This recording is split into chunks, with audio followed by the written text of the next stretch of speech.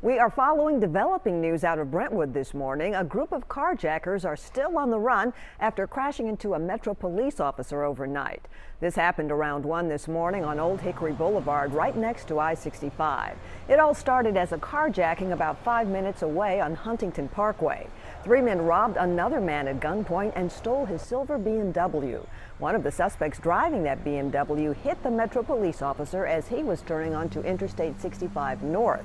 That suspect got out of the car and then ran away. Police quickly brought out the police dogs and a helicopter to search for not only the missing suspect, but the other 2 suspects who sped off from the scene in another car.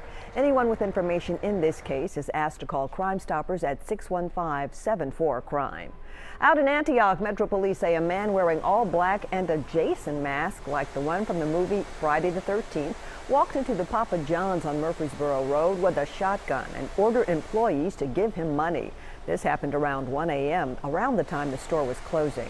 Employees complied, but then the robber allegedly forced them to get inside the freezer before fleeing the scene. This morning, police are still trying to track him down. The Republican presidential contenders are pressing ahead with their campaigns today following the second debate of the 2016 election season. Carly Fiorina, who appeared on the main stage for the first time, held her own against frontrunner Donald Trump, while some pundits say Ben Carson mostly faded to the background. Craig Boswell has the latest from Simi Valley. In a showdown that lasted 3 hours, the 11 top-tier Republican presidential contenders sought to set themselves apart, mostly from frontrunner Donald Trump. I'm very concerned about having him in charge of the nuclear weapons because I think his response, his visceral response to attack people on their appearance, short, tall, fat, ugly. My goodness, that happened in junior high. I never attacked him on his look, and believe me, there's plenty of subject matter right there. Carly Fiorina, who stood on the main stage for the first time, consistently managed to steal the spotlight and took on Trump's critique of her looks head on. I think women all over this country heard very clearly what Mr. Trump said.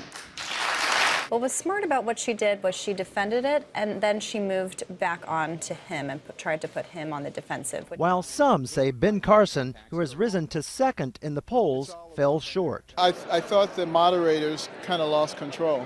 I would love a situation where you had like 2 minutes to give an answer.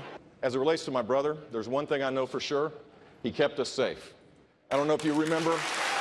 Others say Jeb Bush. And Chris Christie got a reboot this time around. The next debate, which is expected to focus on economic issues, is scheduled for next month. Craig Boswell, CBS News, Simi Valley, California.